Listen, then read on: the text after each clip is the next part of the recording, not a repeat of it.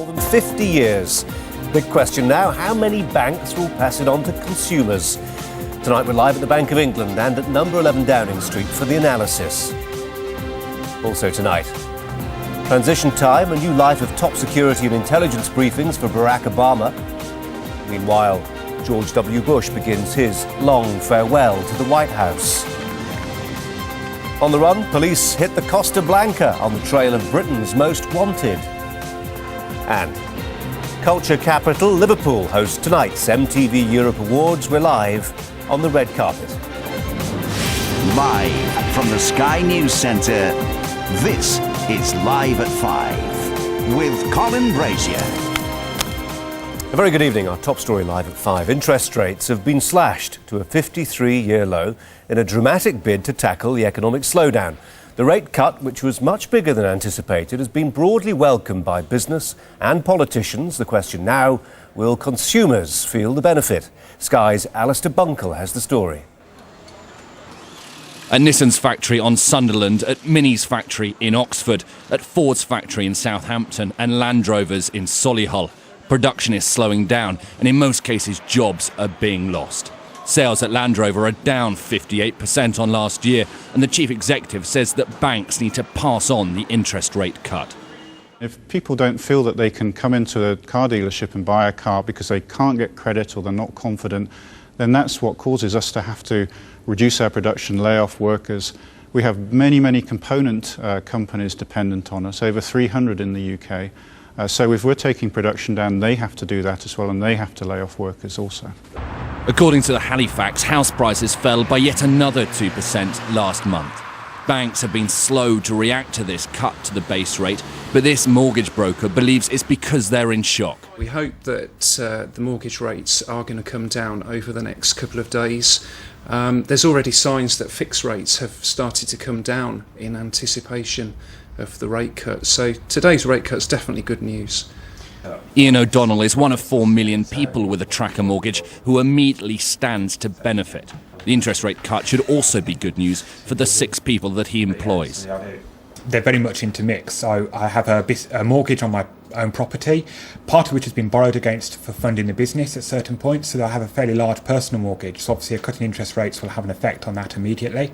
And then for the business, we obviously have an overdraft facility for the business, and that tracks the base rate. So again, it will have an impact on that.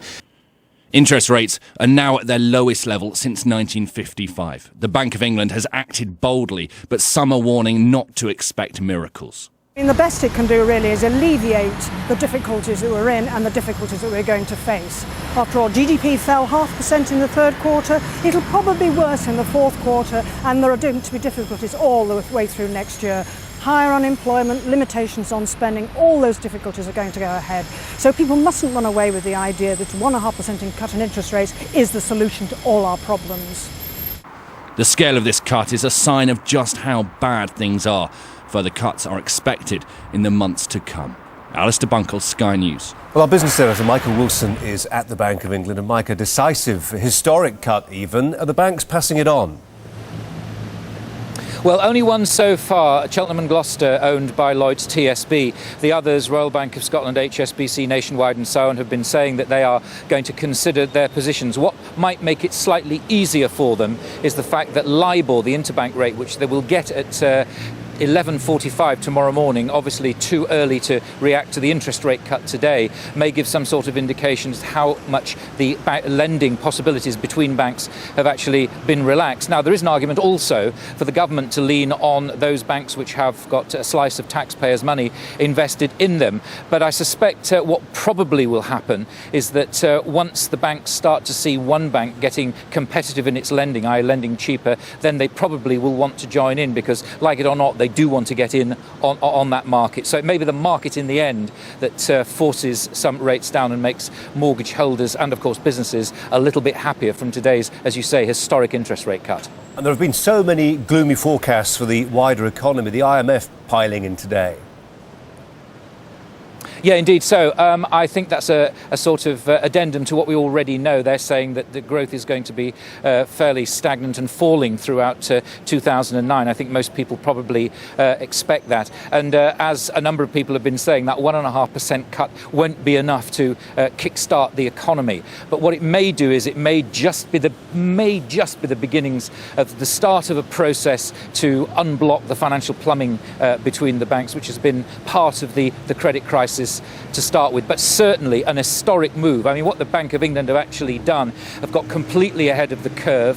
They have cut the base rate by a third, in effect, which ought to have some sort of effect. It won't happen straight away. There will clearly be more interest rates to come, but a big move, and they are really stating their position, trying to get ahead of things and try to get things going again.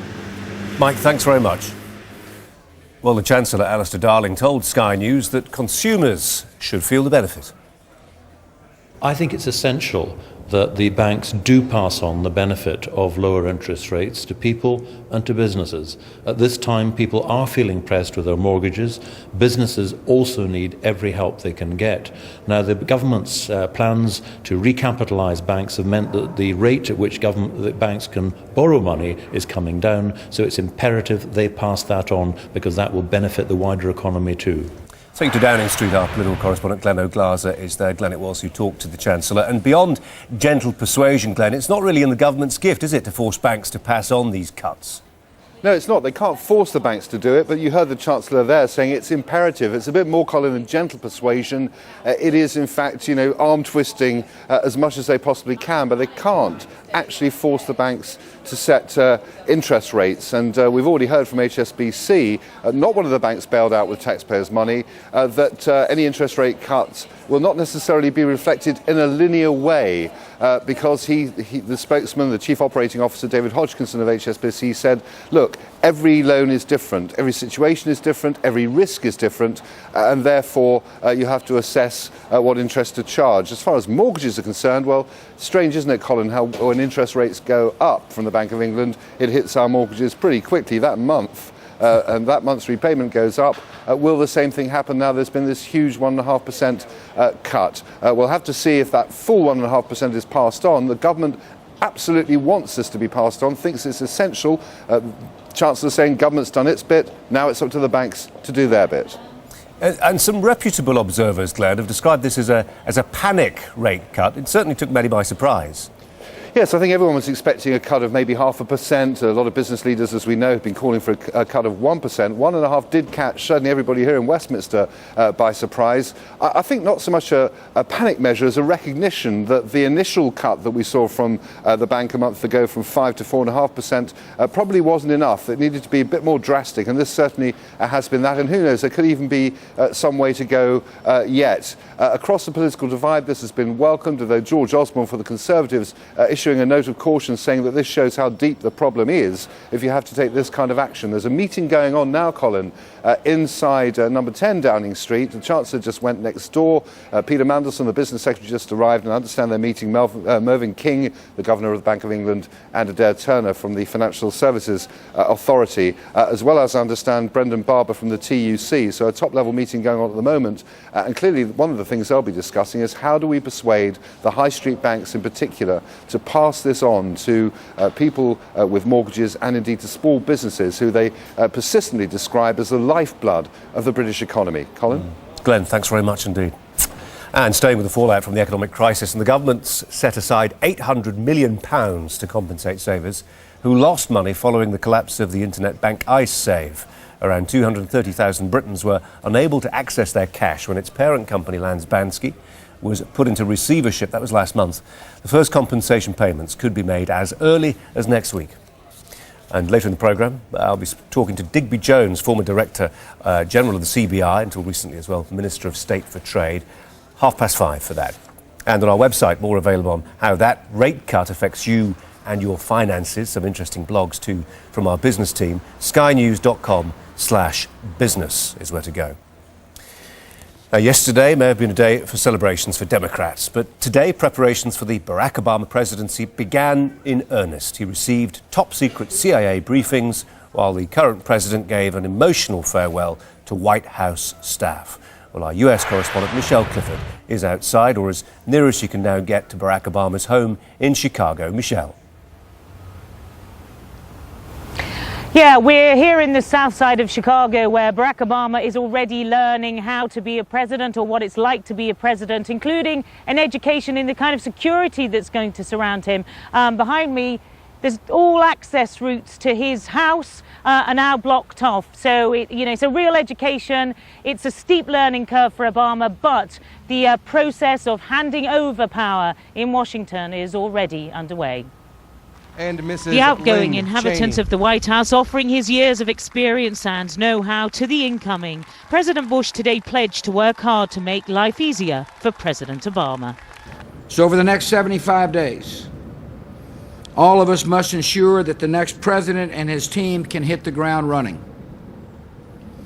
For more than a year now, departments and agencies throughout the federal government have been preparing for a smooth transition. We provided intelligence briefings to the president-elect, and the Department of Justice has approved security clearances for members of his transition team.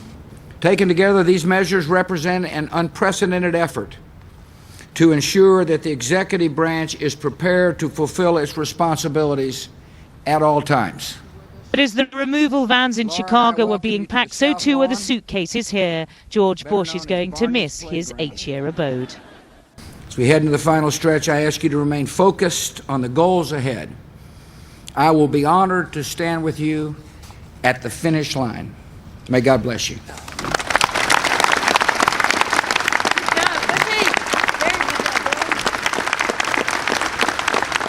The Obamas and their neighbours are already getting a taste of things to come. Residents in their South Side neighbourhood are now having to navigate bollards, armed police, Secret Service posts and hordes of journalists. This is the reality of becoming a president. When we moved here, we were able to walk right by his house, and now we're just diverted in so many different ways because it's just, we have the future president living 2 blocks away, so it's pretty cool. The threat to America's first black president has already led to an intense protective shield being put around him. But his own security isn't his only preoccupation now. Today, Barack Obama will receive his first daily intelligence briefing on national and international threats, the war on terror, the hunt for bin Laden, the situation in Iran, the nuclear threat. The transition process means Barack Obama will now be privy to all that George Bush hears. He's going to suddenly have all of the taps of the U.S. intelligence community turned on and flooding into him. All of the different intelligence agencies are going to want to impress the president with how good they are. But the political transition is only part of this evolving story. The personal shifts are already underway. Michelle Obama taking calls from Laura Bush about life in the White House. Her daughters will be the youngest incumbents of 1600 Pennsylvania Avenue since 9-year-old Amy Carter. He does have plans to bring some of his old life with him. Rumour has it he's planning to erect a basketball court at the White House. And Michelle, conspiracy theorists have, I suppose, filled millions of pages on the internet with what they think America really knows. Barack Obama found out for himself in reality today. Yeah, I mean, it's wide-ranging, we're being told. I've just got some information about what was going to go into that brief, or what he's hearing. It was destined to last between 30 minutes and an hour, we're told. Top of the list, I guess it wouldn't be too much of a surprise to many people, North Korea and its nuclear relationship with Syria, onto wider issues with Syria, Iran, Venezuela, Russia, and including issues of the oil access on Russian territory, Pakistan and the tribal areas, the hunt for bin Laden. So there's going to be a lot that he has to embrace. Clearly, these are subjects that he had to kind of hone his expertise on over the course of the campaign trail. But now it is crashing down. He got his first big intelligence brief proper today as president-elect. We know that the Director of National Intelligence has spoken to both of the presidential candidates during the campaign. In fact, we're being told today that he got his first proper intelligence brief back at the beginning of September. But now, clearly, it is a whole different ball game. He is getting all of the information that the current president, George Bush, gets. So he has to get his mind around a plethora of different subjects, different parts of the world, because he's going to have to embrace those issues come the end of January. And the president and the president-elect, they get to meet next week. Apparently, we are now hearing that Barack Obama is going to make his first trip to Washington as president-elect on Monday. He's going to meet George Bush at the White House, and they're going to talk about the politics, but I have no doubt either that they're going to talk about, the personal issues. We know that yesterday Laura Bush called Michelle Obama to offer her some words of wisdom. It's a massive thing to uproot your family from this city, move up to Washington. They've got 2 young children. They have to look at schools and all the rest of it, and accommodating possibly Michelle Obama's mother, who has been looking after their 2 daughters while Barack Obama and Michelle were focused on the campaign trail for what has been 21 months, an extraordinary period of time. So there's all sorts of things that they have to figure out, and we understand that meeting will take place on Monday. Laura Bush invited Michelle Obama to go up there, have a look around the White House so she could get a feel for things. We haven't heard yet whether she will be accompanying her husband in a few days' time. Michelle, thanks a lot. Well, Sky's political editor Adam Bolton joins us now from Washington. And Adam, the signs are that this will be an elegant transition of power. Yes, I certainly think that was the message George Bush wanted to send out after all the extreme partisanship of the past 8 years. He said he wanted a decent and smooth transition, really put his staff on warning that that's what he expected from them. I think he does want to go out on a graceful note from the office of president. He is also, to be fair to him, someone who I think quite genuinely shares in the historic nature of the first African American president. He's not someone who anyone has ever accused of being sensitive to colour. Indeed, he's promoted a lot of African Americans, Condoleezza Rice and Colin Powell, within his own team. And I think both men are probably going to be relatively standoffish in terms of what they say to the public, and also how much party politics they inject into the situation. We are talking about the transition of a head of state, the equivalent of the Queen, as well as a head of government, the equivalent of the Prime Minister. And we've also learnt that Barack Obama's first public words, or extended public words, since becoming president-elect will be on Friday when he'll give his first news conference. But that news conference is being framed within the state of the American economy. It's going to come out on the day that they're getting labour market statistics, expecting to show quite a big bump upwards in unemployment. It's going to come after the president-elect has been meeting with his economic advisors. So I think it's pretty clear that will be a solemn and business-like news conference concentrating on what the new administration plans to do to get America moving. And 10 weeks till that administration takes over, but it's already taking shape, Adam. That's right, and we're just hearing that we can now confirm that Rahm Emanuel is going to be the Chief of Staff for President Obama. That means that right now he will start filling the jobs, the thousands of jobs that go with the office of the president and the federal government. Now, interesting man, Rahm Emanuel. Currently, he's just been re-elected to Congress. He's been there since 2002. He is very much a Democratic partisan. He headed up the Democratic Congressional Campaign Committee, which basically is responsible for putting in attack ads in those districts where they felt that there was a chance of unseating the Republican. Already, some of the Republicans are saying this isn't the sort of balanced bipartisan government which they were expecting from the Obama team. But I think the point about Mr. Emanuel is that he has worked in the Clinton White House. He knows his way round executive power as well as his way round Congress. He has an interesting background. He's got a Jewish background. His father is a doctor who was born in Israel. He himself actually considered becoming a professional ballet dancer at one stage in his career, but has gone on as a politician.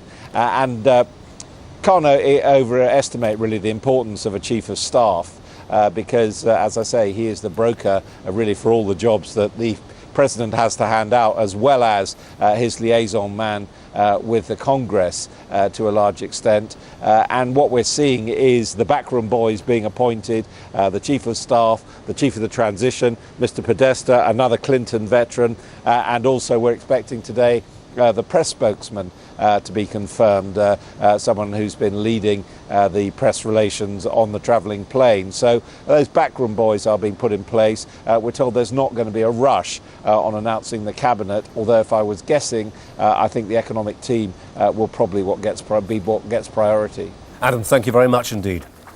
We were speculating a little earlier as to which banks will be passing on that base rate cut of early today, of noon today by the Bank of England. Well, Bank of Ireland, UK mortgage brands, that actually means the Bristol and West mortgage provider and Bank of Ireland mortgages, will reduce their base rate linked mortgages by 1.5%, which is the base rate cut that we saw today. New customers, that will be in effect from the 7th of November, so instantly really. Existing customers with effect from the 1st of December, and that mirrors what I think Lloyds TSB announced pretty much immediately after that base rate cut today, that they will pass that on to their Cheltenham and Gloucester customers. But there are a number of high street banks who are reviewing the situation at present. Now, voters in the Scottish town of Glenrothes are voting to elect a new Member of Parliament. Labour, defending there a majority of 10,000, faces tough competition from the Scottish National Party. Unusually, the Prime Minister's visited twice ahead of the by-election, which was triggered by the death of the Labour MP John McDougall. To view the full list of all the candidates standing today in the Glenrothes by-election, that's on our website, skynews.com. The first Nepalese Gurkha to be killed fighting in Afghanistan has been named. 28-year-old Yubraj Rai from the 2nd Battalion, the Royal Gurkha Rifles, died in the Musakala area of southern Afghanistan on Tuesday. Judgment's been reserved on a bail application for the man convicted of the Lockerbie bombing. Abdul Basit Al-Magrahi has been diagnosed with advanced prostate cancer. His lawyers have asked the Edinburgh Court of Appeal for his immediate release so he can live with his family until an appeal against his conviction is heard. This is Sky News on our website, skynews.com. Full results, analysis and picture galleries, if you've missed any of them, from the US election campaign. Whilst coming up here, on the run, police reveal the most wanted Costa del crime fugitives. And I'll be asking the former head of the CBI, that's Digby Jones, to assess the latest interest rate cut.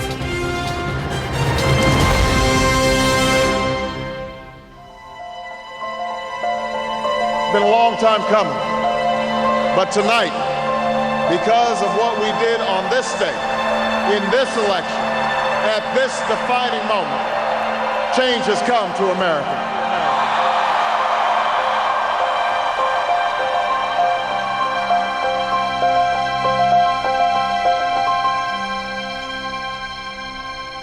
Successful. So today, 10 new most wanted names and photographs, and within hours of this latest launch, people were phoning in with possible sightings and information. These are some of Britain's most wanted criminals, wanted for kidnap, drugs, sex offences, fraud and attempted murder. They're all thought to be living on Spain's Costa Blanca, hiding out among the vast expat community centred on Alicante. Now, the thousands of British residents here have been asked to join the hunt for the fugitives. People in Spain who are living there, the expat community, need to be aware of these individuals living amongst them, using them as a shelter, because there's still many of them committing crime, they're still impacting on the United Kingdom, they're living on proceeds of crime from very dangerous and quite nasty elements of crime and offences that they committed in the UK. The operation was launched in Alicante with officials from the Spanish Interior Ministry, and within minutes it was prompting calls with potentially vital information. The good news is that already we're receiving calls in the UK about these 10 fugitives, and at least 2 pieces of information that have come in online are significant. The wanted list includes company boss Dean Rice. He should be serving life for kidnapping an employee who he'd accused of stealing his money. During his trial last year, Rice's old firm in Kent was said to be a front for drug smuggling. Rice's victim was abducted by a gang and driven 60 miles towards Ashford, then down a remote country lane. The victim was taken to this deserted farmhouse, beaten, tied up and interrogated. Dean Rice jumped bail before he was sentenced. Clearly, he's not expecting to come back to his Kent home. Dean Rice and the other fugitives have already had European arrest warrants issued in their names. And if they are arrested, getting them back to Britain and into court will be little more than a formality. These days, extradition from Spain is a much simpler affair than it used to be. Donna McCafferty and her partner Anthony Kearney are wanted in Scotland for extortion and fraud. Londoner Andrew Snellgrove is accused of attempted murder, wounding and a firearms offence. From a personal point of view, if they can be caught here, send them back to England and lock them up. Can you describe Winston? Like, is he a white now, black? Calls from those who spot a fugitive go through to the Crime Stoppers Bureau in Surrey. There is a dedicated free phone number to ring from Spain. The British ambassador here has described all these wanted criminals as dangerous and not to be approached. In previous appeals here, police have asked about 30 wanted criminals and already they've got 13 of them back, so they have high hopes for this latest operation. If people are reluctant to call with information, then they've been guaranteed, say Crime Stoppers, anonymity. Nobody's going to ask them who they are and where they're calling from. Back to you. Martin, thanks very much indeed. You can get more on that story by going to our website. There you'll find that Martin has written at length there about these 10 most wanted characters living and hiding in Spain. You can see their pictures and find phone numbers to ring with information either from Spain or from the UK if you feel moved to perform a public service. skynews.com. Interest rates have been slashed, as we've been saying, in a dramatic bid to tackle the economic slowdown, but with the Bank of England warning of a very marked deterioration in the outlook, will businesses get to see the benefit? Well, Sir Digby Jones, as former director of the CBI, until recently Minister of State for Trade, joins us, as you see, from Westminster. Sir Digby, a very good evening to you. Hello. Were you surprised, as others were, by the scale of this cut? Well, this morning I was saying I wanted to see at least 1%, and a lot of economists were saying, oh, no, it'll only be 0.5%, the bank doesn't do this.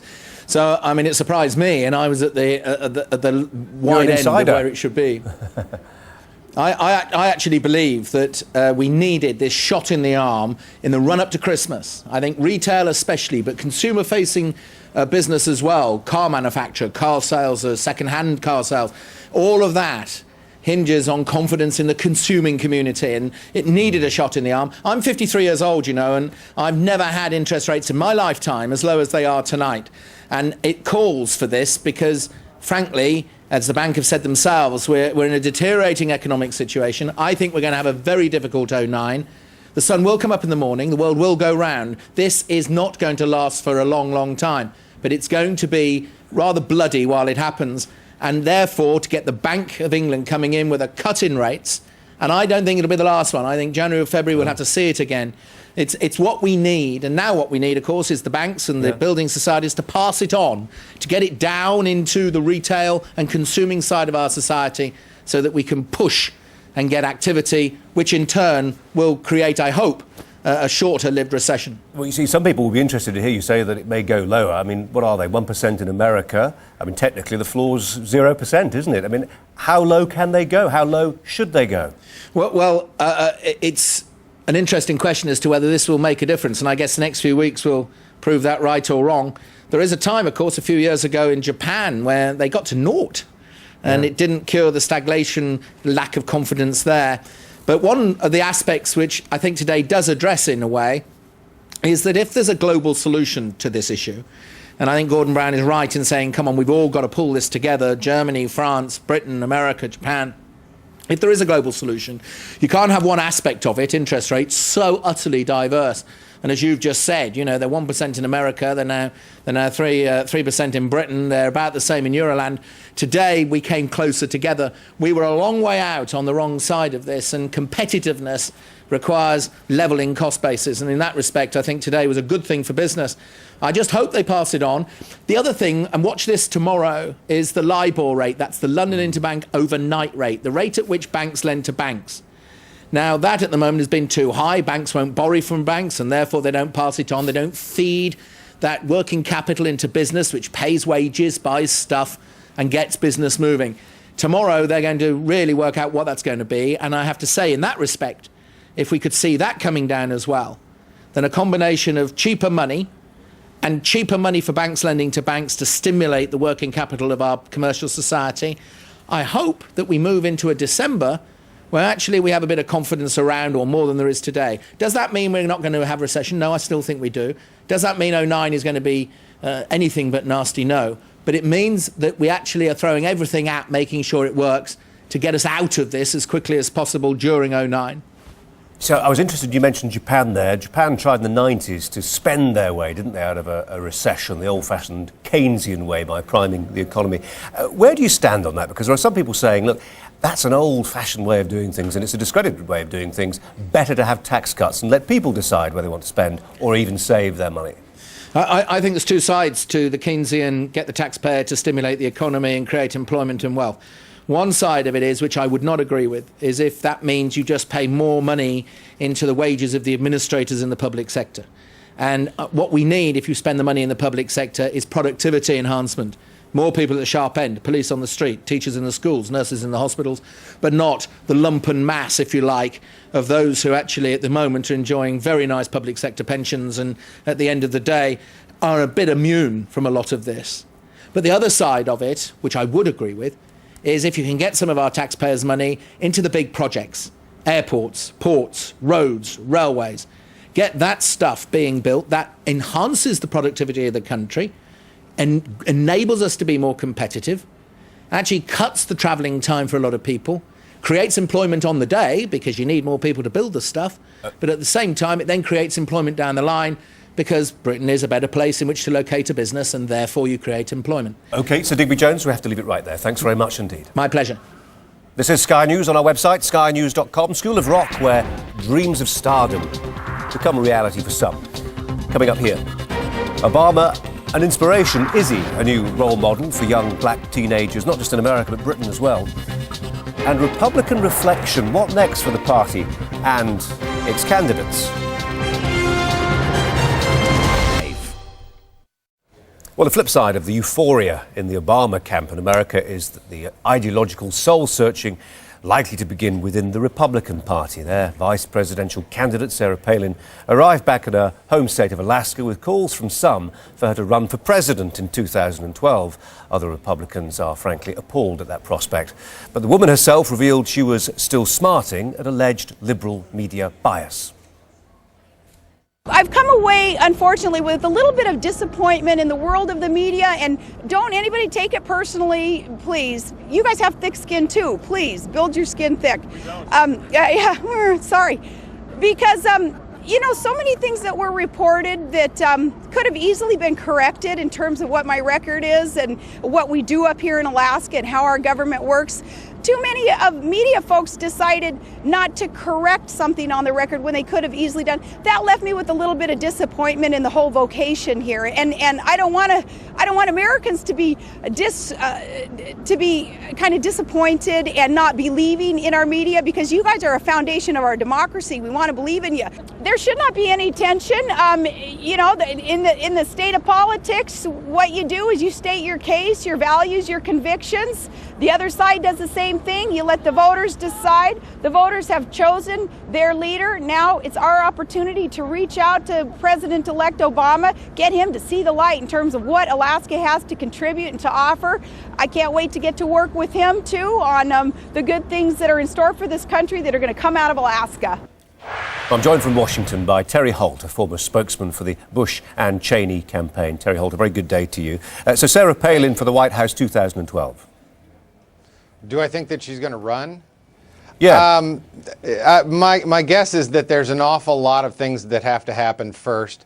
It's more likely that she will, if she's interested in national office, she will seek to run for the United States Senate. Frankly, I think that some of the stresses that happened to her reputation in the course of the campaign need to be improved. I don't think they served her particularly well by locking her in a closet for 2 weeks after the convention. She's going to need to burnish her credentials and take a shot at improving her image before something like that could occur.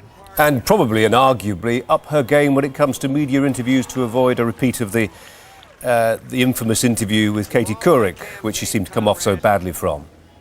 Well, and it was a terrible mistake to put her with Katie Couric. I think that in this country, the more credible news organizations are those that are closer to your home, the local and regional newspapers, and the smaller outlets. There was a whole world of media interviews she could do that would have helped her get accustomed to that bright spotlight. Nobody can go from 0 to light speed, even if they're as bright as Sarah Palin, without some bumps in the road, and unfortunately she hit a lot of bumps in that road. What happens now to that grand old party, grand coalition that Reagan, in a sense, brought together with the so-called paleo conservatives, the old sort of northeast coastal conservatives, the Ivy Leagues, with the neo-conservatives and the evangelicals, the social conservatives, rubbing shoulders with people who were frankly libertarians? It was this grand coalition.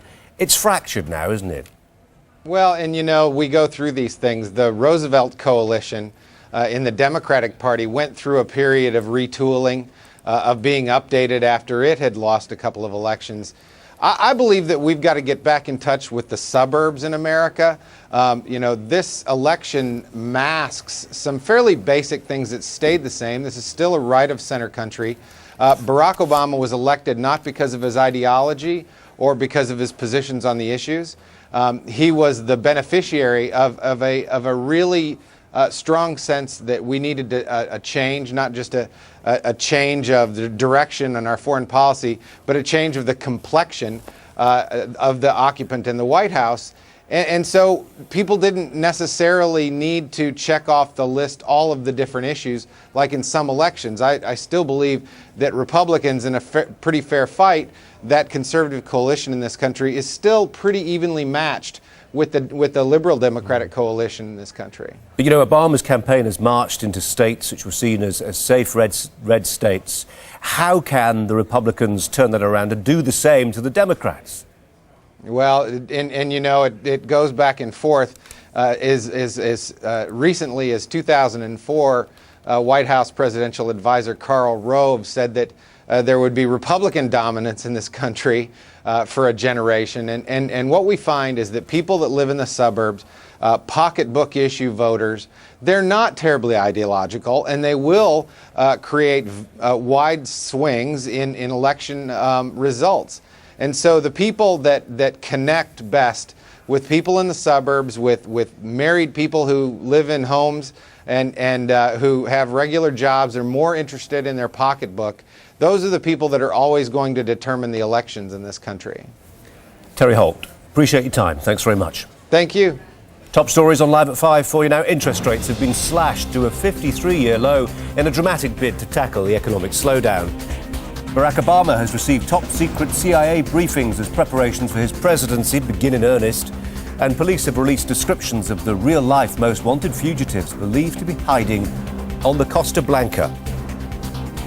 This is Sky News. Coming up at 6, the interest rate is cut, but can it prevent the economic slide? Whilst up next in sport, 20 million's gone. Next stop, India. England's cricketers arrive in Mumbai ahead of a crucial tour.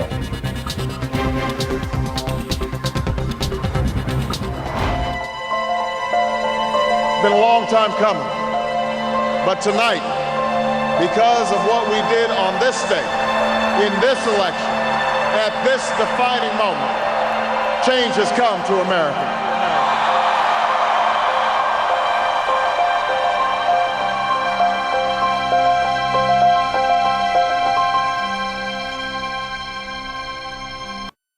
So Barack Obama will soon have the power to appoint ambassadors all over the world. He probably won't be picking Bernie Ecclestone. John Desborough. Yes, it's very true. Bernie Ecclestone came to the news today because he did an interview on the radio this morning saying that the racist taunting that Lewis Hamilton received, I think it was in the pre-season testing at the racetrack in Barcelona, it was just a joke. Unfortunately, I think Bernie Ecclestone stands there trying to pour oil on troubled waters in what has happened in Formula One today as it adapts to the Lewis Hamilton phenomenon.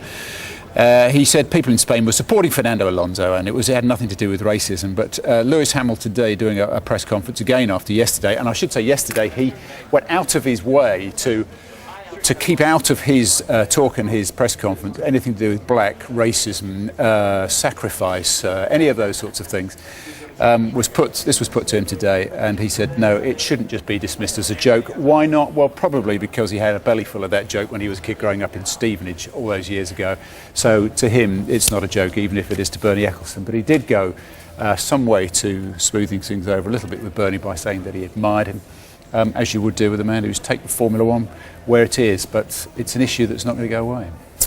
Let's talk about something more civilised. Let's talk about cricket. The England cricketers, yes, civilised but not so successful last weekend, and they arrived in India today for their tour there, and their mission in Mumbai and the rest of India is to improve on this position they got in the World Test rankings of 5th. Kevin Pietersen in Mumbai there, they're currently 3rd in the rankings in the world. But the difficulty is they've only got the 2 tests against India, who are doing fantastically well at the moment against Australia, and 7 one-day internationals, which they're not so hot at. And they begin their warm-up match on Sunday in Mumbai after 48 hours, Colin, on the way over from the West Indies. But England won't be facing Sachin Tendulkar in the first matches because he's a bit tired. He wants to have a couple of games off, and he's asked to be rested for the first 3 one-day internationals. He made his 40th Test century in Nagpur in this final Test with Australia today. Possibly that's the reason why he's a little bit tired. He scored more runs than anybody else. He has. He's got in Test cricket. 40 Test centuries to his name. That's 4 more than Ricky Ponting at the moment, who looked fairly glum this morning. He eventually went for 109. India closed on 311 for 5. And I think they're eyeing up a series win there, and with Surya and Botham saying the Ashes next season will be very easy for England. You can't help but agree. Sir Alex Ferguson in hot water as well with the Football Association. This is because the Manchester United manager has been charged with improper conduct. This follows his behaviour towards referee Mike Dean at the end of Saturday's game with Hull at Old Trafford. And can Harry Redknapp carry this Spurs revolution into Europe tonight? It's the UEFA Cup. The game's kicking off in a couple of hours' time. Everything has gone swimmingly for Harry at the moment. Tottenham looking for their first win in Group D tonight because they're at home to Dinamo Zagreb. The other fixtures have Aston Villa looking to make it 2 wins out of 2 against Slavia Prague. Manchester City with their first match, and who are they playing but FC Twente? Who are FC Twente? Well, they're managed by Steve McClaren. And I just want you to listen to this because I've tried to listen to this all day, and I'm beginning to wonder whether continental management has just got to Steve McClaren in his job there. He's trying to simplify things in his English for the Dutch, but he's getting tangled up. Listen to this and tell me what to think.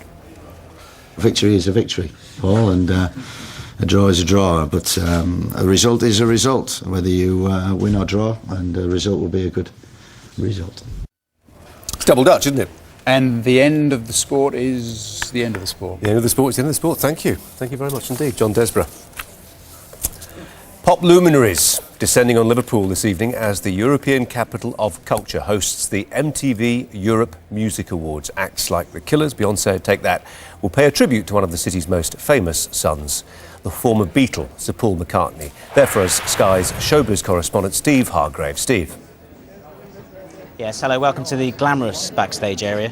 It's, well, not yet anyway. It's a bit squashed actually, but that sort of gives you an indication of how big these MTV awards are. I mean, you may question music television. Are people still into it with the internet these days?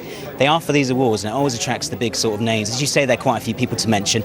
Katy Perry, first of all, she's hosting the awards tonight. Now, she had a #1 single a few months ago that was a #1 forever. She's caused a bit of controversy really because she posed with a knife, and this picture came out a few weeks ago, so people were sort of keen to ask her about that and whether that she should be hosting an award ceremony like this at all, but she's sort of swept that under the carpet and is very excited about being here this evening. We must talk about Sir Paul McCartney as well. I don't think you can have an award ceremony in Liverpool without mentioning one of the Beatles. Sir Paul McCartney tonight will be picking up a Lifetime Achievement Prize. I think he's probably had quite a few of them already, thank you very much, but it's always good to see him here. He'll be presented by by Bono at the very end of the evening.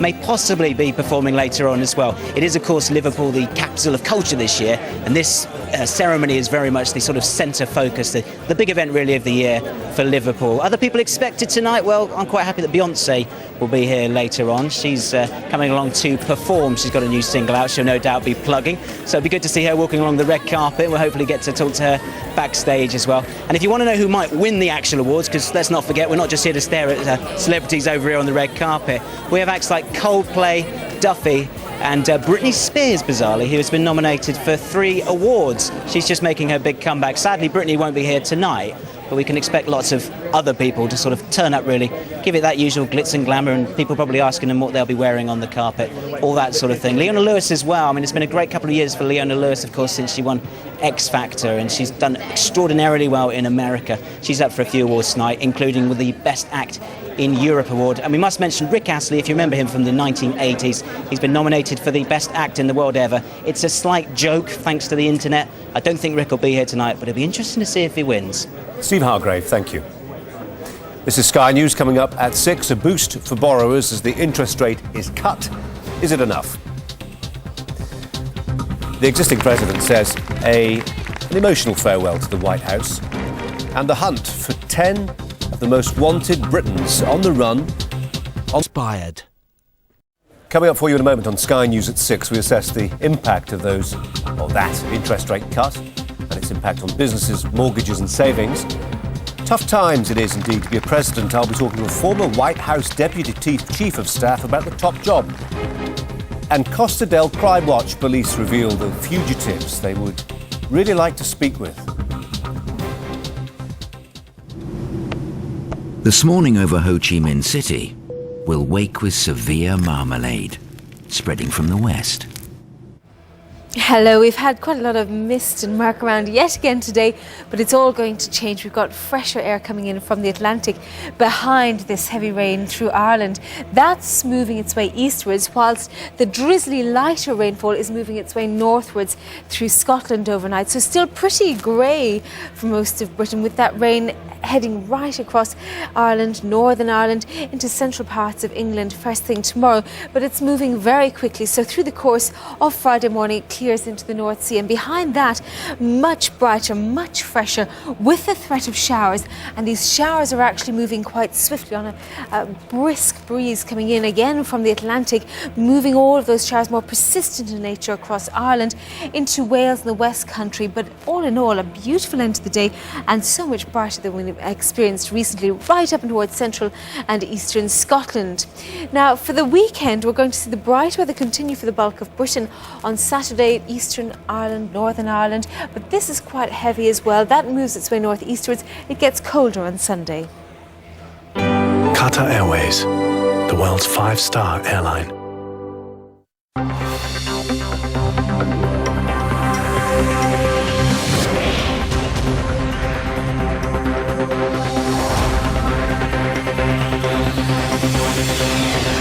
On Sky News at 6 o'clock, cutting it. The interest rate is slashed to 3%, its lowest level for more than 50 years. The big question now, how many banks will pass it on to consumers?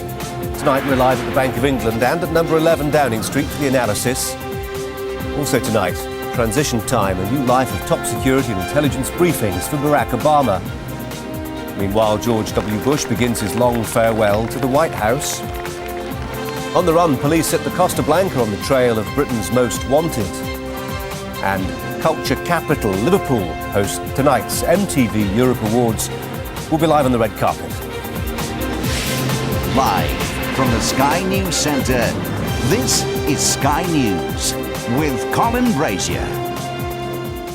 Very good evening to you. Our top story at 6. Interest rates have been slashed to a 53-year low in a dramatic bid to tackle the economic slowdown. The rate cut, which was much bigger than anticipated, has been broadly welcomed by business and politicians. The question now, will consumers feel the benefit? Our business correspondent Joel Hills has the story. At Nissan's factory in Sunderland, at Mini's factory in Oxford, at Ford's factory in Southampton and Land Rover's in Solihull, production is slowing down and in most cases jobs are being lost. The car industry is in trouble. Sales at Land Rover are down 58% on this time last year. Little wonder that the chief executive was delighted by the size of this cut, although he warned that the banks need to pass it on. If people don't feel that they can come into a car dealership and buy a car because they can't get credit or they're not confident, then that's what causes us to have to reduce our production, lay off workers. We have many component companies dependent on us, over 300 in the UK. So if we're taking production down, they have to do that as well, and they have to lay off workers also. So much now depends on the banks. Think of the credit they provide as the oil which lubricates the engine of our economy. If the cost of borrowing does fall significantly, it's an incentive for us to rush out and spend money on things like cars and even property. According to the Halifax, house prices fell by 2% last month. They're down 15% on last year. Banks have been slow to react to the cut to the base rate, but this mortgage broker believes it's because they're in shock. We hope that the mortgage rates are going to come down over the next couple of days. There's already signs that fixed rates have started to come down in anticipation of the rate cut. So today's rate cut is definitely good news. Ian O'Donnell is one of 4 million people with a tracker mortgage who immediately stand to benefit. The interest rate cut could also be good news for the 6 people he employs. They're very much intermixed. So I have a mortgage on my own property, part of which has been borrowed against for funding the business at certain points. So I have a fairly large personal mortgage. So obviously a cut in interest rates will have an effect on that immediately. And then for the business, we obviously have an overdraft facility for the business, and that tracks the base rate. So again, it will have an impact on that. Interest rates are now at their lowest level since 1955. The Bank of England has acted boldly, but we're being warned not to expect miracles. The best it can do really is alleviate the difficulties that we're in and the difficulties that we're going to face.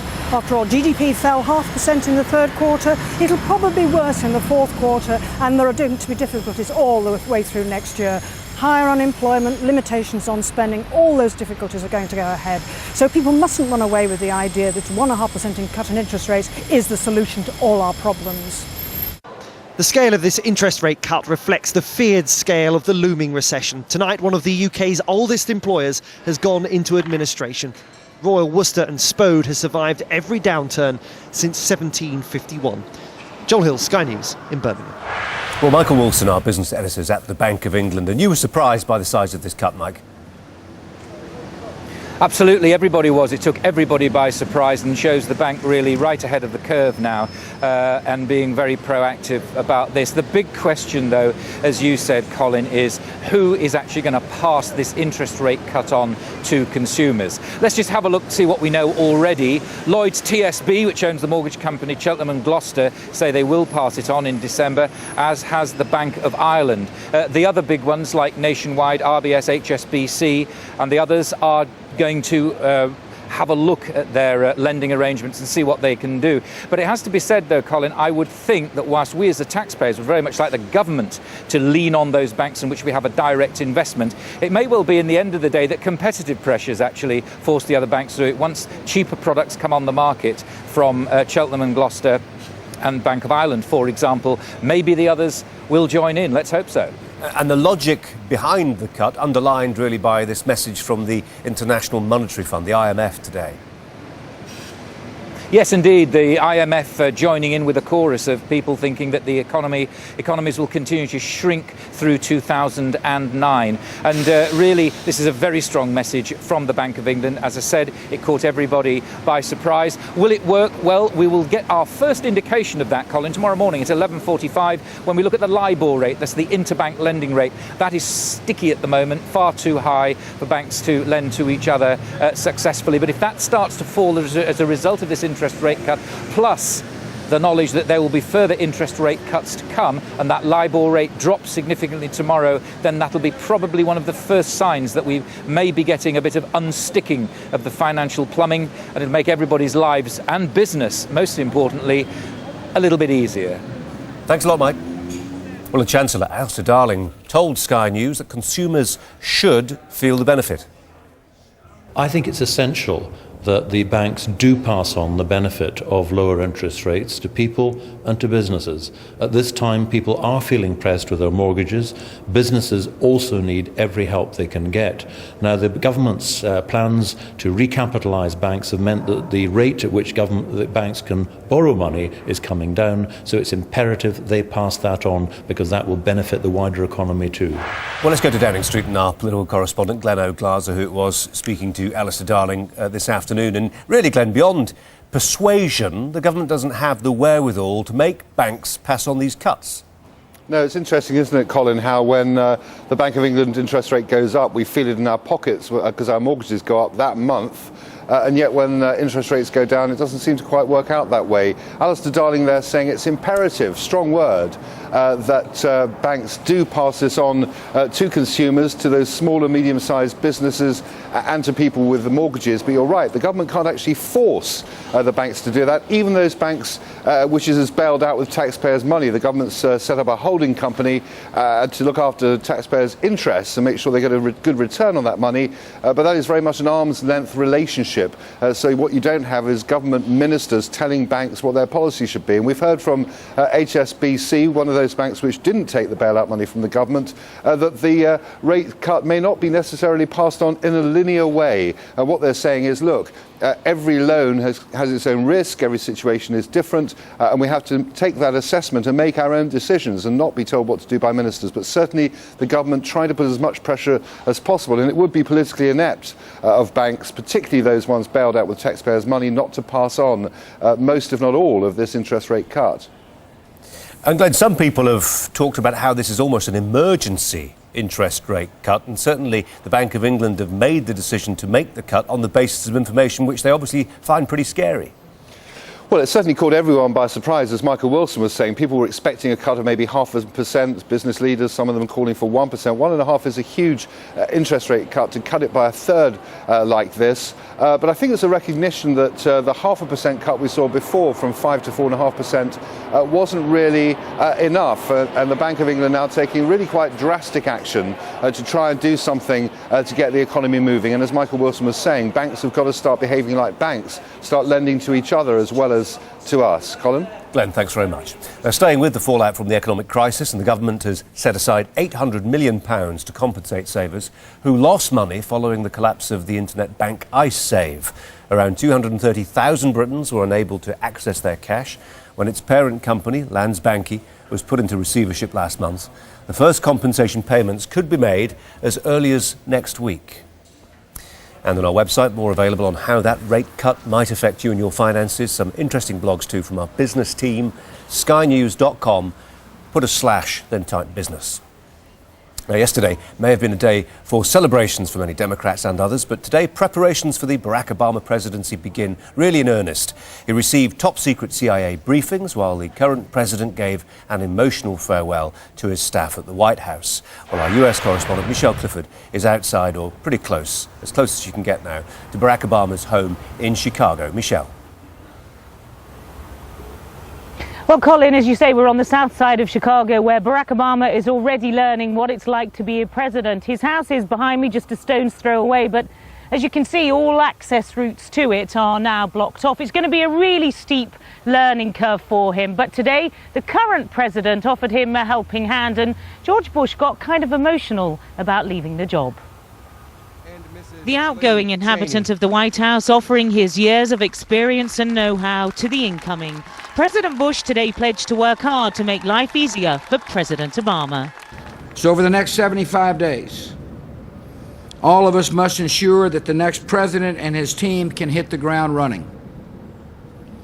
For more than a year now, departments and agencies throughout the federal government have been preparing for a smooth transition. We provided intelligence briefings to the president-elect, and the Department of Justice has approved security clearances for members of his transition team.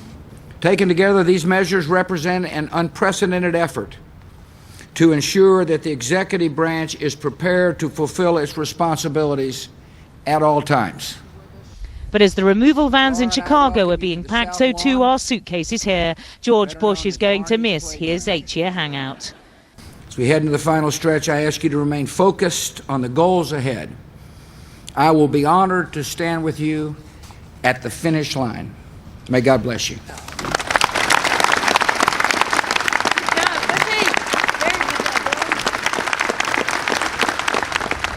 The Obamas and their neighbours are already getting a taste of things to come.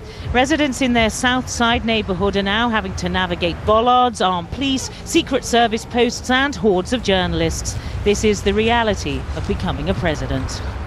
When we moved here, we were able to walk right by his house, and now we're just diverted in so many different ways because it's just, you know, we have the future president living 2 blocks away, so it's pretty cool. The threat to America's first black president has already led to an intense protective shield being put around him. But his own security isn't his only preoccupation now. Barack Obama will receive his first daily intelligence briefing today on national and international threats. The war on terror, the hunt for bin Laden, the situation in Iran and the nuclear threat.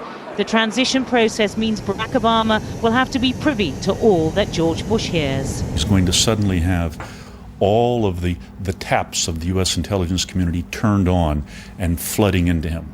All of the different intelligence agencies are going to want to impress the president with how good they are. But the political transition is only part of this evolving story. The personal shifts are already underway. Michelle Obama taking calls from Laura Bush about life in the White House. Her daughters will be the youngest incumbents of 1600 Pennsylvania Avenue since 9-year-old Amy Carter. He does have plans to bring some of his old life with him. Rumour has it he's planning to erect a basketball court at the White House. Michelle, we understand that President Bush and Barack Obama will meet next week. That's what we're hearing. We're being told it will be Monday. They will have a talk to kind of ease the transition. I think there'll be a lot of politics talked about there too. But I think there'll also be the sort of personal element to it. And let's not forget that. It's a huge upheaval for this family. Lived in Chicago 4 years, have 2 little girls. We know yesterday the White House have released a picture of Laura Bush ringing Michelle Obama to congratulate her, but also give her a little hint of what life is going to be like. Apparently she told her that living in the White House is absolutely fantastic. It's a great place to bring up a family. Of course, the Bushes themselves had 2 daughters, but it's going to be a learning curve politically and in those personal terms. They're going to have to find schools for the girls. There's going to be the fights over who gets what bedroom. They've got to get the puppy that Barack Obama promised the girls while he was on the campaign trail. And of course, there's the business of whether he will get that basketball court in there. But there is a lot.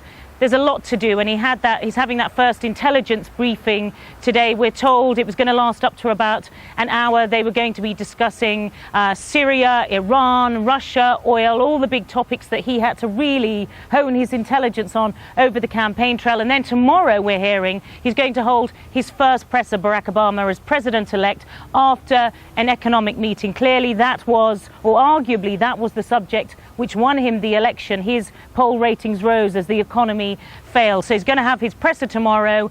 Then I guess it will still be a busy weekend. They've got to put cabinet heads in place and select the figures that he wants to have around him during his administration. But then off to Washington on Monday to meet President Bush. I would imagine that's going to get a lot of attention. Michelle, thanks very much. Well, Sky's political editor Adam Bolton joins us now live from Washington. And Adam, as Michelle was explaining, Barack Obama is going to be a very busy boy, and already his administration, the shape of it emerging. That's right. What he started with is appointing his backroom boys. So he's appointed the head of his transition team, Mr. Podesta, who is a Clinton administration veteran. And now he's appointed, just been confirmed, as I was saying in the last hour, his chief of staff, which really is the most important presidential job, the man who basically screens the thousands of presidential appointees from the cabinet down, and also liaises with the Congress. Now, the man he's chosen is Rahm Emanuel, who actually has just been re-elected as an Illinois congressman here in Washington. But he's decided to give up that seat so that he can become chief of staff for the Obama administration. He is a partisan figure. He's headed up the Republican Congressional Campaign Committee, which is really responsible for running attack ads against vulnerable Republicans. So some voices have been raised saying this doesn't look like a bipartisan administration. But on the other hand, he's well liked. He's quite a humorous character. In fact, at one stage he even thought about becoming a ballet dancer. Just like Podesta, the point about Emanuel is that he has experience of the White House, having worked in the White House for Bill Clinton. And it's interesting that we are seeing Barack Obama go beyond his own personal coterie in these first few appointments, getting the best people for the job and reaching out often to people who've been very close to the Clintons. In fact, Rahm Emanuel announced initially that he was supporting Hillary Clinton for the nomination. Then his friend Barack Obama got involved and asked who he was supporting now. He said, I'm going to work from under the desk. I'm going to be so far under the desk I'm taking my telephone with me. So he is a Democratic Party figure rather than necessarily an Obama partisan. Adam, thank you. Voters in the Scottish town of Glenrothes are voting to elect a new Member of Parliament, Labour defending a majority of 10,000, facing tough competition from the Scottish National Party. Unusually, the Prime Minister has visited twice ahead of the by-election, which was triggered by the death of the Labour MP, John McDougall. You can view the full list of all the candidates standing today in the by-election. That's on our website, skynews.com. The first Nepalese Gurkha to be killed fighting in Afghanistan has been named. 28-year-old Yubraj Rai from the 2nd Battalion, the Royal Gurkha Rifles, died in the Musakala area of southern Afghanistan on Tuesday.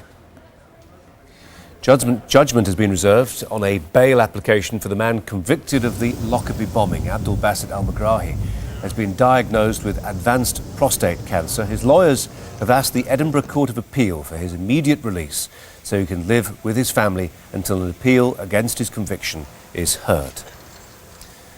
British gangster on the run in Spain has been a staple for low-budget crime films for years. Today, police released descriptions of the real-life most wanted fugitives believed to be hiding on the Costa Blanca. Sky's crime correspondent Martin Brunt reports from Alicante. These are some of Britain's most wanted criminals, wanted for kidnap, drugs, sex offences, fraud and attempted murder. They're all thought to be living on Spain's Costa Blanca, hiding out among the vast expat community centred on Alicante. Now, the thousands of British residents here have been asked to join the hunt for the fugitives. People in Spain who are living there, the expat community, need to be aware of these individuals living amongst them, using them as a shelter, because there's still many of them committing crime. They're still impacting on the United Kingdom.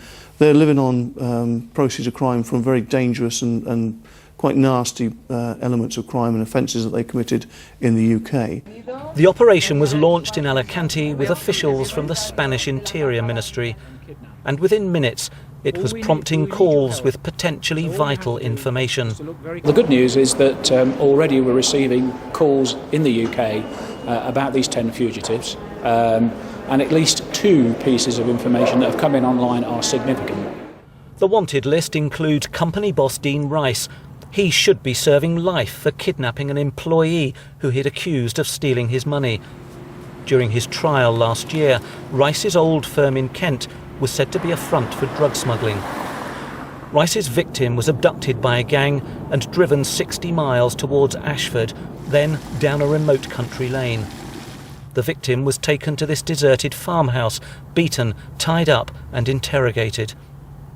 Dean Rice jumped bail before he was sentenced. Clearly, he's not expecting to come back to his Kent home. Dean Rice and the other fugitives have already had European arrest warrants issued in their names, and if they are arrested, getting them back to Britain and into court will be little more than a formality. These days, extradition from Spain is a much simpler affair than it used to be. Donna McCafferty and her partner Anthony Kearney are wanted in Scotland for extortion and fraud.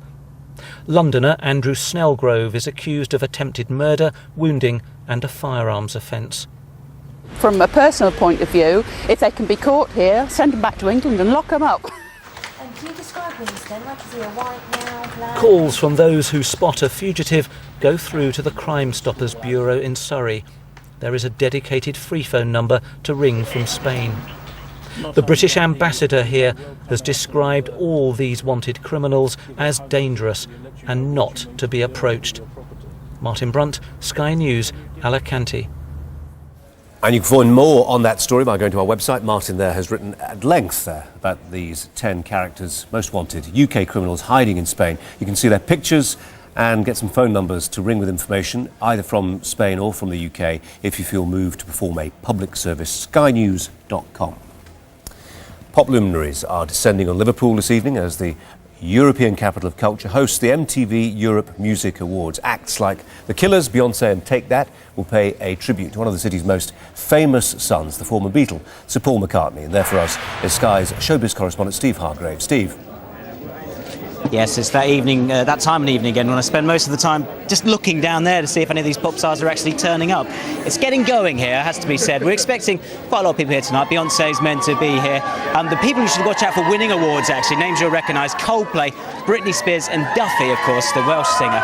They're all up for 3 awards, so they're meant to be along tonight to sort of see who might win it prize-wise. I guess really what we should talk about is the fact that we're here in Liverpool, which is exciting because it is, of course, the capital of culture, if I can spit that out right, for this year. So they're really making sure this is the centrepiece, attracting all of the world's press to come along and see this event. And you can't have an event in Liverpool without inviting one of the Beatles along, so Sir Paul McCartney will be along later on. We're told that Bono will present Macca with another Lifetime Achievement Prize later on, and from what we hear, McCartney might actually play a song. He's got quite a lot of songs to choose from, so he should be up later on to sing a song. He's really the big star that we're looking out for later on. But as with these things, you never really know who's going to show up, so I'll keep an eye out. OK, Steve, thanks very much indeed. This is Sky News. On our website, skynews.com, full results, analysis and picture galleries, if you've not had your fill yet from the US election campaign. Well, coming up here, I'll be talking to Bill Clinton's former right-hand man about the tough job, there's none tougher, ahead for President-elect Obama. And in the sport, with Chris Scudder, 20 million gone. Next stop, India. England's cricketers arrive in Mumbai.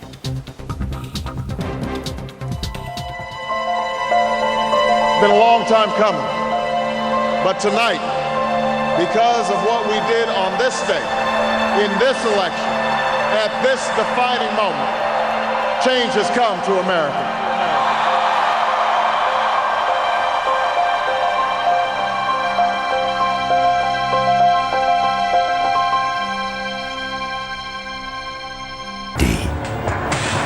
Want more? Excitement that knocks you off the edge of your seat. Sky Movies brings you 9 channels in glorious HD. So, as well as the latest premieres, you can enjoy all the best family films, sci-fi and horror, and modern greats. Don't just watch the movie, feel it. Sky Movies HD.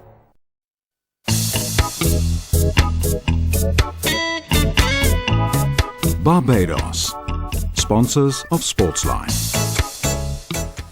And in sports tonight, the new world Formula 1 champion Lewis Hamilton's been speaking today, and he said that the Formula 1 Supremo Bernie Ecclestone was wrong to dismiss the racist taunting he received in Spain at the start of the season. Ecclestone reportedly called the, quote, monkey masks incident in Barcelona a joke, and he felt the incident had been blown out of all proportion. He added that the people in Spain were supporting Fernando Alonso and that he didn't think it had anything to do with racism towards Hamilton. But the driver didn't feel the whole episode should be considered as a joke at all. Not too impressed by what Mr. Ecclestone had to say.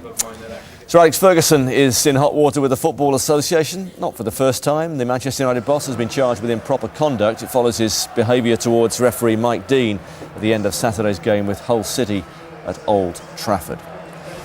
Well, football tonight in the UEFA Cup. Can the Harry Redknapp revolution at Spurs extend to the European scene? The Spurs, one of 3 English clubs in action tonight, are looking for their first win in Group D. Are at home to Dinamo Zagreb. I'll show you the goals later on. Likewise, Villa looking to make it 2 wins out of 2 in Group F. They're away. Very nice trip for the fans. Slavia Prague and Man City play in Group A. Their first match against Steve McLaren, the former England boss, and his new Dutch club FC Twente. Former England coach has been offering some illuminating words, perhaps, to his team ahead of tonight's game. Victory is a victory, Paul, and a draw is a draw, but a result is a result, whether you win or draw, and a result will be a good result. Absolutely. After letting their $20 million payday slip, England's cricketers now turn to improving their position of 5th in the World Test rankings. Kevin Pietersen and his team are settling into their Mumbai hotel after arriving in India for their tour. India currently 3rd in those rankings. Paul Collingwood will be there for the one-dayers and the tests, as will Freddie Flintoff. They play 7 one-day internationals, just 2 tests though, and they begin with a warm-up match on Sunday in Mumbai. England will not be facing Sachin Tendulkar in their first matches with India because he's Had a bit too much cricket. He's tired, apparently. He's asked to be rested for the first 3 one-day internationals. Must be all the runs he's been accumulating. Once again, he's been irrepressible, this time in the final test in Nagpur. A century number 40 in Test cricket was completed against the Australians. 109 he made. India closed the opening day of the final test. They're leading in the series, don't forget, 311 for 5. Steve Borthwick says he can't wait to lead England out as captain at Twickenham this weekend when they take on the Pacific Islanders. Borthwick retained the captaincy for the upcoming autumn internationals after impressing Martin Johnson on the New Zealand summer tour. It's hard to put into words exactly how you feel. To represent your country, it's a huge honour and privilege, and it's something that drives me on. You know, when you're in the hardest training session and you're really out on your feet and you're thinking the opportunity to play for your country, but to actually lead out your country, to captain the country is an amazing honour, especially given the guys that are in this team and how close this team has become over the couple of weeks we've had working together and the exceptional talent that's in the team. So it's a really exciting game. I think every one of us is really looking forward to it. And we'll show you all the action from that this weekend. And before that, all the goals from tonight's UEFA Cup matches in Sportsline at 11:15. Barbados, sponsors of Sportsline. Top stories here on Sky News at 6. Interest rates have been slashed to a 53-year low in a dramatic bid to tackle the impending economic slowdown. Barack Obama has received top-secret CIA briefings as preparations for his presidency begin in earnest. And police have released descriptions of the real-life most wanted fugitives believed to be hiding on Spain's Costa Blanca. The weather with Lisa. Tonight over the Swiss Alps, we'll see changeable conditions. Settling later.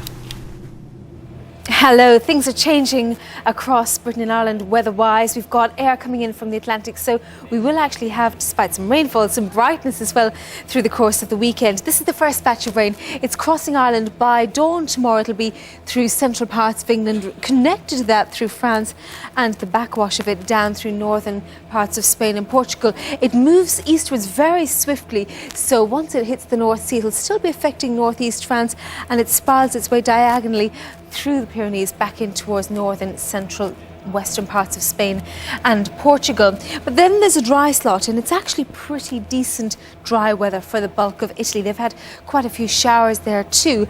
They have transferred eastward, so it's the Adriatic states right up and towards western parts of Poland where they'll have more in the way of heavy rainfall there. Now for us, we've had light rain and drizzle. At the moment it's skirting its way through Scotland. The heavy rain moves overnight across Ireland. Qatar Airways, the world's 5-star airline. This is Sky News on our website, skynews.com. For those about to rock, the price is about £8,000. You'll find out, I'm sure. Coming up, I asked Bill Clinton's former right-hand man about the team Barack Obama needs to run the country and why an 80s icon could triumph at the MTV Awards.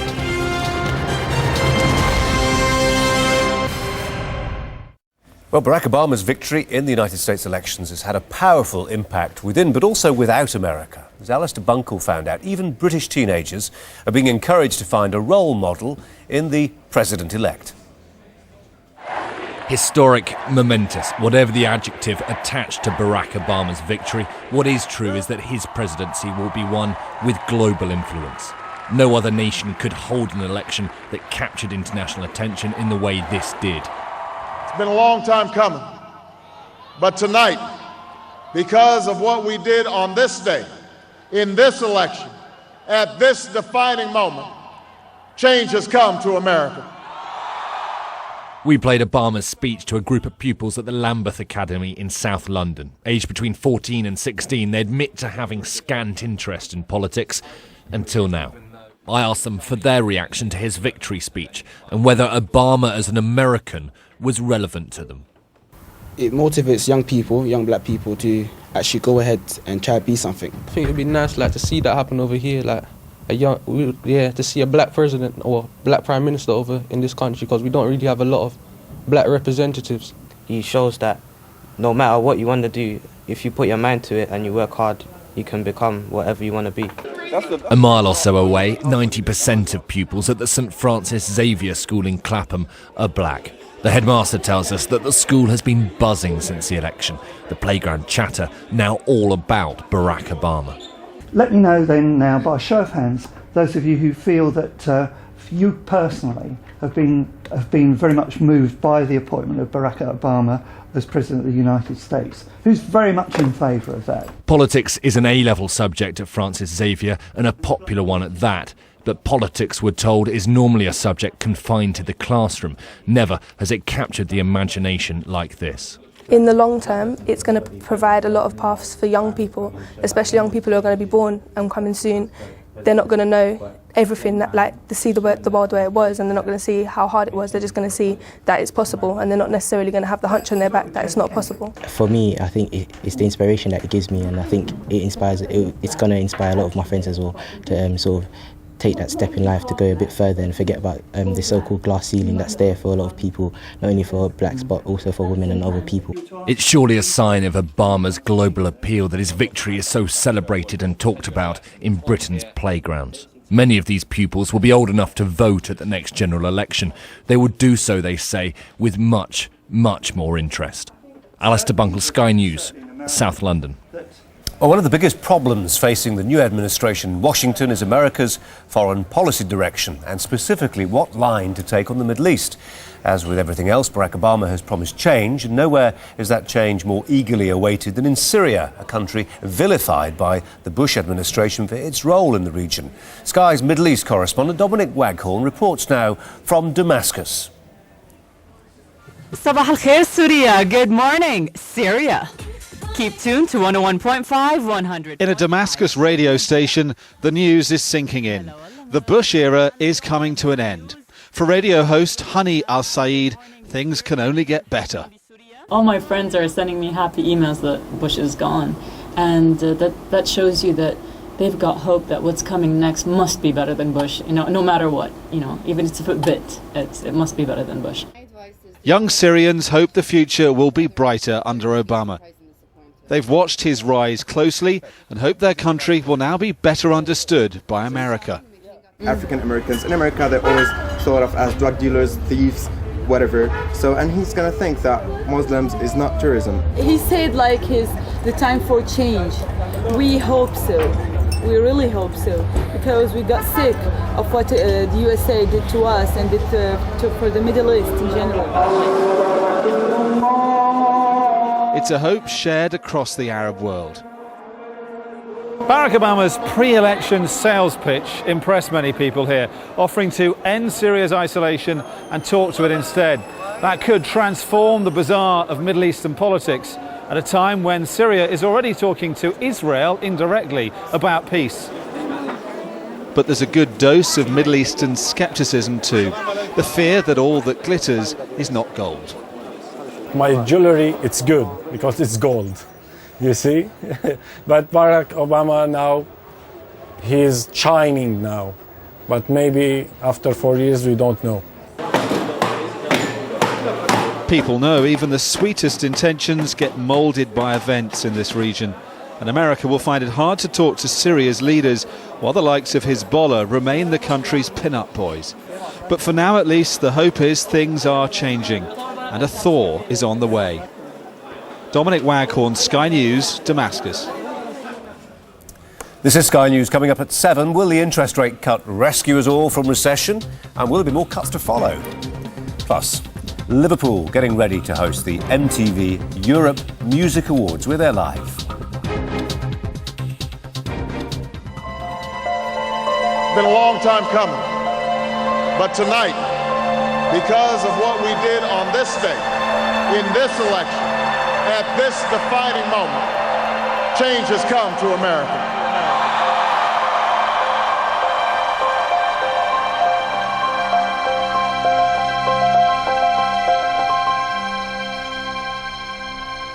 Sarah Palin hits out at the media and the bloggers hit out at Sarah Palin. We look at how the recriminations are spreading across the web. We kick off at 7. Martin, thanks very much indeed. Well, more now on the Bank of England's dramatic, it really was dramatic, move to bring the interest rate down to 3%. That's the lowest for more than 50 years. Joining me from the Financial Times newsroom in central London, the paper's editor, that's Lionel Barber. A very good evening to you, Lionel Barber. Not unprecedented, but historic, certainly, word that's been used repeatedly today about this interest rate cut. How do you reflect that historical event in tomorrow's newspaper? Well, we're going to give it a 2.5 thumbs up, if that's possible. The reason is that we think actually the Bank of England could have gone further, perhaps even 200 basis points. And the reason is because we are really facing a very severe recession.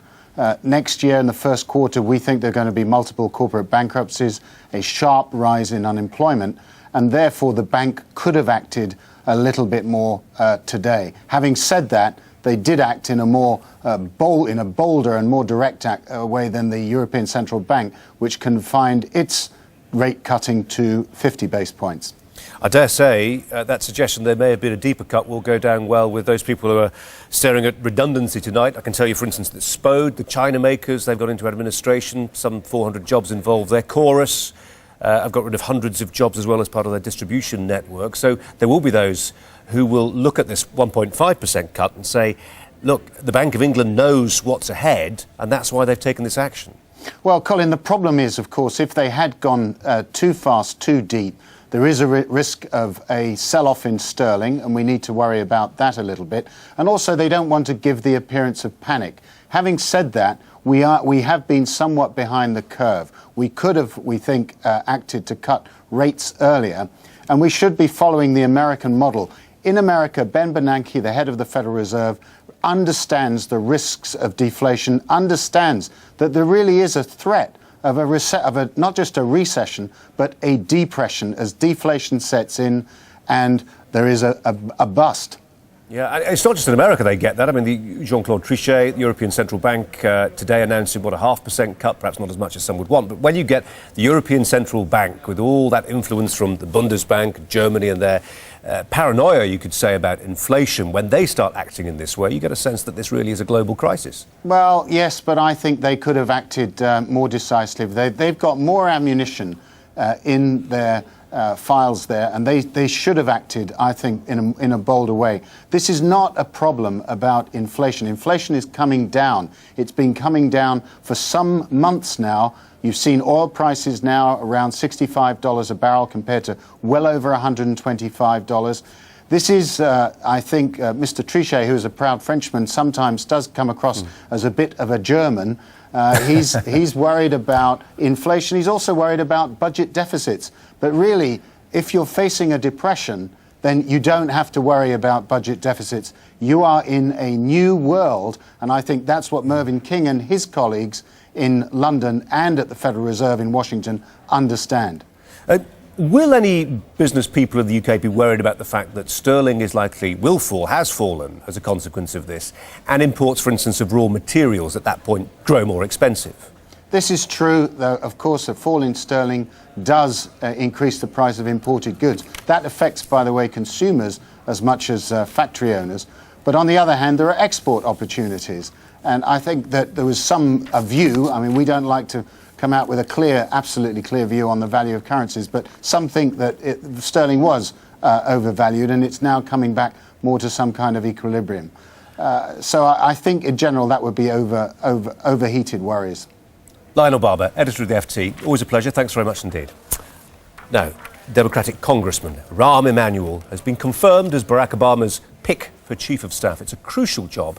He'll be the President-elect's right-hand man. Joining me now, Harold Ickes, who was Deputy Chief of Staff for Bill Clinton. A very good day to you. What kind of role will the Chief of Staff be playing? What kind of job has Emanuel got on his hands? Well, it's an extraordinary, powerful job. He is the person who is the traffic cop for the president. He is involved in policy and personnel decisions. He will be relating to the vast bureaucracy of the federal agencies. So it is a very, very powerful job. I think there's no question that he's a good choice. He knows the White House. He has risen rapidly, as you know, in the leadership of the House of Representatives, so he knows the Hill and the legislative process. He commands the respect of the House. He is very close with Senator Dick Durbin from Illinois, who will be one of the key senators pushing the president's policy. So It's a good choice. It is a very important choice because he really is, if not the second most powerful, certainly one of the most powerful people in the new government. And that Emmanuel has been inside the White House before, knows the ropes. Really, the importance of that we're reminded of today as Barack Obama gets this CIA briefing, gets told all that incredibly sensitive stuff, but you know, part of an incredibly sharp learning curve that he's having to climb and will have to climb these next 10 weeks. And having a right-hand guy who knows the way around, crucial and really very important. I couldn't agree with you more. This is, I think if you look back and compare this to incoming Bill Clinton, who had a strong staff, but it was some of his top staff were not at all familiar with Washington, and it took its toll in the first year. Given the financial crisis that we face here in this country and around the world, as well as two wars, the war on terrorism, Iraq, Afghanistan, there is little time for learning, and Rahm Emanuel will certainly help the new incoming president navigate the shoals of Washington. Yeah. Little time for learning. What there is always time for, this will always surprise some people, is that the president has quite a lot of latitude about physically the kind of White House that he wants to have. The president has almost complete discretion over the White House staff. Having said that, the White House staff is not that large, and many of the federal agencies he will appoint, designate secretaries and his top ministers, he would call them in your country, but much of the federal bureaucracy is governed by civil service. But he will have a lot of latitude. There'll be several thousand jobs, which, including the White House staff and Office of Management and Budget, which the president will have complete discretion over. Yeah, I was meaning as much as that, actual, the physical, the fabric of the building. I mean, I don't know how much of a joke this is, but suggestions perhaps there may be a basketball court or a basketball hoop at least supplied, so President-elect, once he becomes president, can shoot a few hoops.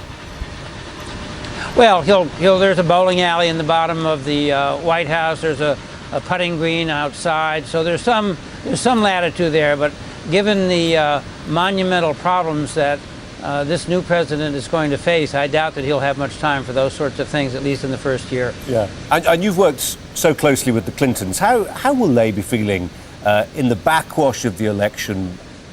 Suggestions I know there have been in the past that they may be involved in some way, certainly in an advisory capacity. What's the future holding for them right now? Well, I think that given their knowledge of policy, their knowledge of the politics of the country, and certainly President Clinton and even Mrs. Clinton's knowledge about the world, I can't help but think that President Obama will be calling on them. They, as you know, Mrs. Clinton campaigned very hard for Senator Obama, as did Bill Clinton.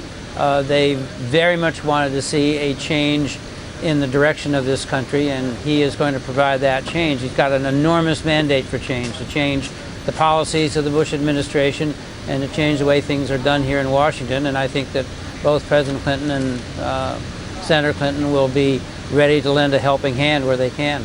OK. Harold Ickes, good to talk to you. Thanks very much indeed. This is Sky News. Coming up at 7 for you. Is 1.5% enough of a cut to hold off a recession? The editor of the Financial Times within the past 5 minutes told me it wasn't. And George Bush, more on that. Who are on the run in Spain. And are bloggers really to blame for our lack of interest in politics? This morning over Ho Chi Minh City will wake with severe marmalade, spreading from the west. Well, spreading from the west in our case is heavy rainfall. It's moving swiftly across Ireland overnight, and first thing tomorrow we'll feel the effects of it through central parts of England, sitting diagonally. Meanwhile, the lighter rainfall is clearing Scotland, so it is generally speaking going to be another grey night for the bulk of Britain, and then we'll have that rain first thing, behind which there'll be some brighter weather through Wales and the West Country, Eastern Ireland, Northern Ireland initially, before the west is packed with these showers, plentiful in nature, very intense, windy and wet at times, and all of that spreads its way into Wales and the West Country as well, although it should be a mostly dry afternoon for the bulk of Britain apart from Northern Ireland. There'll be two bands of showers effectively, one through northern stretches and another one into the south. This one's likely to hit the southwest of Scotland, northwest England as well, and the one through Southern Ireland might well move into Cornwall later in the day. Now, for the weekend, we've still got this bright weather across Britain, mild as well, 11 to 13 degrees Celsius for many areas. Bright too initially through central eastern Ireland and Northern Ireland, but it does turn wetter on Sunday. Qatar Airways, the world's 5-star airline.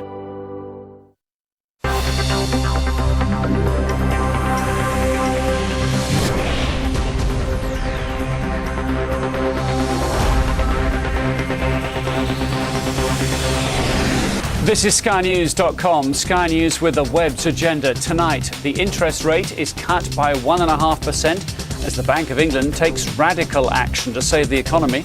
We'll have the news moving up across the internet, including the recriminations starting now over Sarah Palin.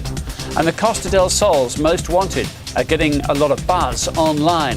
Plus, all the most popular web videos, including the driver who will always find a parking space. On our website, click this button to watch a live stream of this show online and check back regularly for all the links we talk about on SkyNews.com. First, the most clicked stories on the Sky News website in reverse order. With 5% of clicks, the former England football star Paul Gascoigne has had his bankruptcy hearing adjourned. The Inland Revenue has filed a petition over the 41-year-old's unpaid tax debts. Gazza was one of football's highest paid stars, earning over £1 million a year. With 6% of clicks today, Amy Winehouse has lashed out at photographers outside her home, just as her husband, Blake Fielder, civil, was being released from jail. The pop star tried to launch herself at the paparazzi, but was calmed down by her father. With 6.5% of clicks, a woman being slowly poisoned to death by her car has been saved by a routine stop smoking test at her local chemist. Annette Bolesworth had no idea her vehicle was leaking deadly carbon monoxide, forcing the levels of poison in her blood to dangerous levels every time she got behind the wheel. With 7% of clicks today, Barack Obama is receiving his first highly classified briefings from intelligence officials as he prepares for office. He'll also hold his first press conference since the victory tomorrow. President-elect will meet with the current president on Monday to make sure that the transition of power is as smooth as possible. This is an exciting time for our country. Earlier